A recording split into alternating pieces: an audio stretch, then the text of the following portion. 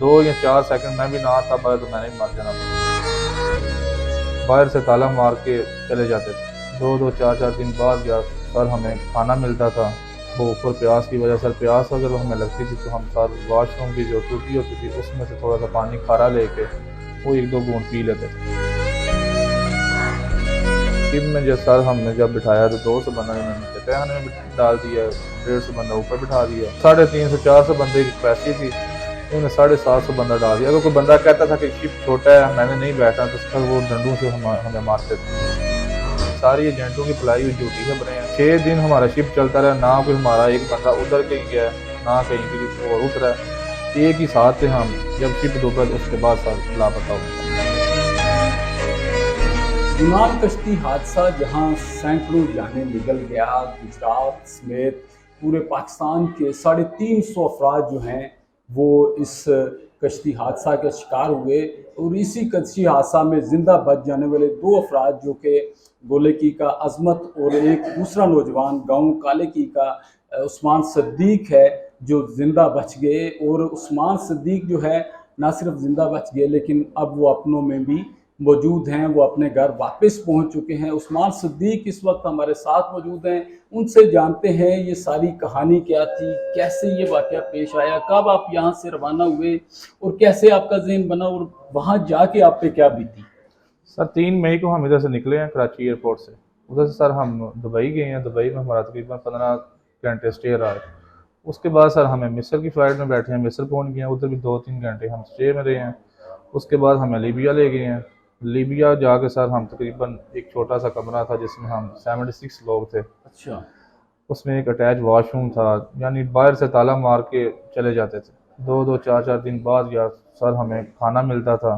वो ऊपर प्यास की वजह से प्यास अगर हमें लगती थी तो हम सर वॉशरूम की जो टूटी होती थी उसमें से थोड़ा सा पानी खारा लेके वो 1-2 घूंट पी लेते थे।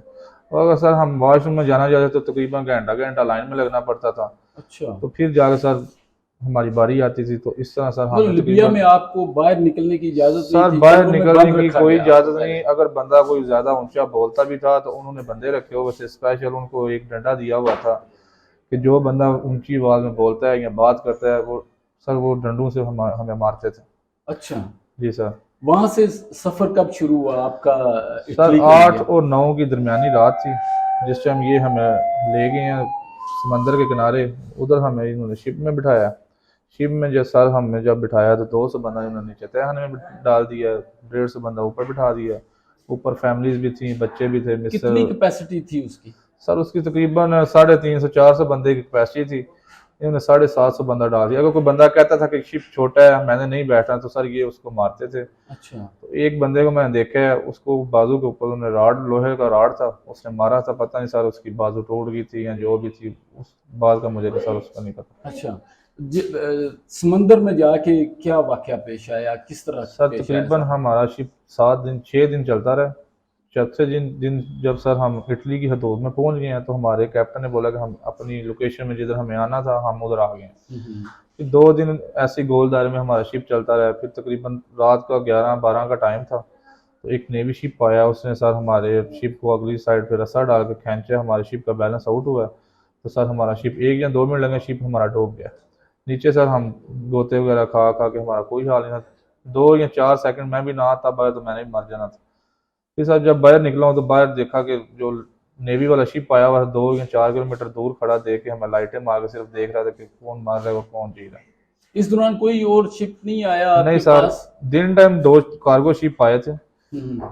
एक ढाई का टाइम था तकरीबन, वो भी आया था, उसने पानी वगैरह हमें फेंका और खाने पीने की कुछ ब्रेड वगैरह फेंकी तो लेकिन वो चला गया। फिर मगरब टाइम आया कार्गो शिप, वो भी बहुत बड़ा था, उसमें भी आर्मी थी, हम्म। उसने भी पानी वगैरह फेंका और ऑयल के 2 कैन फेंके, उसके बाद वो भी चला गया। ये जो शिप था जिसने आपकी शिप को खींचा था रस्सा डाल के, ये कौन से मुल्क का था, इटली सर का उस टाइम था रात या का कहीं टाइम का। था, पता नहीं, इस चीज़ का नहीं पता हमें।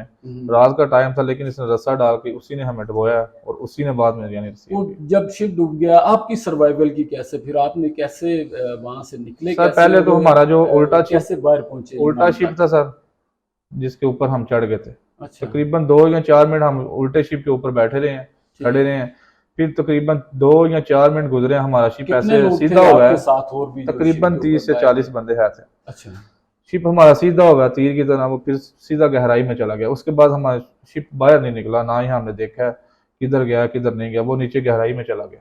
फिर ठीक। सारी तकरीबन फजर का टाइम था, ये हमारा शिप, हम जो नेवी जिसने हमें डुबोया था वो हमारे पास आया। इसने छोटी बोट्स निकाली हैं, बोट्स निकाल के जो जो बंदे जिंदा थे उसको उसने रिसीव किया और शिप में डाला।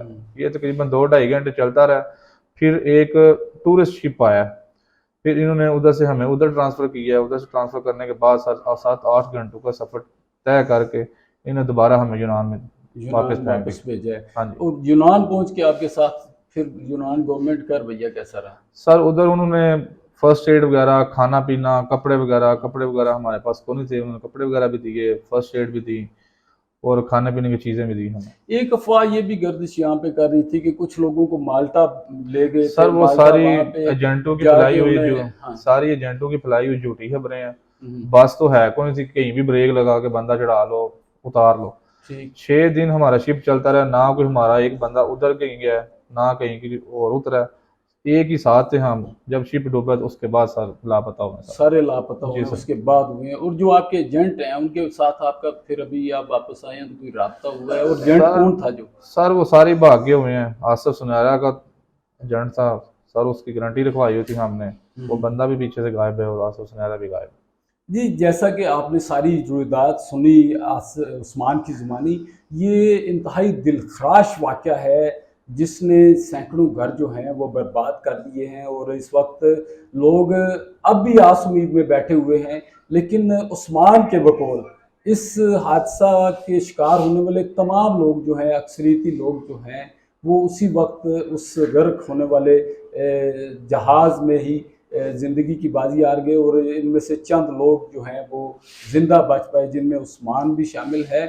और इनके एजेंट्स जो हैं वो भी अब गायब हो चुके हैं। ये एक ऐसी कहानी है जो हमारी नौजवान नस्ल के लिए भी आएगी। उस्मान यहाँ पे ये भी आपको बता दूं कि पुलिस मुलाजिम थे और यहाँ से छुट्टी लेके निकले हुए थे, 1 साल के लिए छुट्टी ली थी इन्होंने। और इस जैसे कई नौजवान जो हैं वो सुहाने मुस्तकबिल के लिए, अच्छे मुस्तकबिल के लिए, बेहतर रोज़गार के लिए अपनी जानें दाव पे लगा ले हैं। और ये एक लम्हा फ़िक्रिया है हमारी हुकूमत के लिए भी, अरबाब इख्तियार व इक़्तिदार के लिए भी, कि अगर हमारे मुल्क के अंदर वसाइल हों और रोज़गार हो, अच्छा रोज़गार हो, और रोज़गार की जो उसका मुतबादल उनकी जो उजरत बनती है, अगर नौजवानों को यहाँ पे वो मिले और अच्छे पैसे मिले, तो यकीनी तौर पे ये नौजवान कभी भी बैरून मुमालिक इस तरह अपनी जान हथेलियों पर रख के ना निकले और ना ही इस तरह के अंदोनाक वाक़यात हों। इससे पहले भी बहुत ज़्यादा वाक़यात जो हैं वो गुजरात में रूनुमा हो चुके हैं। गुजरात के इससे पहले भी दर्जनों घर जो हैं वो इसी डंकी, इसी एजेंटों के इस खूबसूरत जाल का शिकार होकर अपनी जानें गंवा चुके हैं। और आज उनके माँ बाप, बहन भाई जो हैं वो अपने प्यारों की याद में तड़प रहे हैं। एजाज़ अहमद शाकिर को इजाज़त दीजिए। अल्लाह।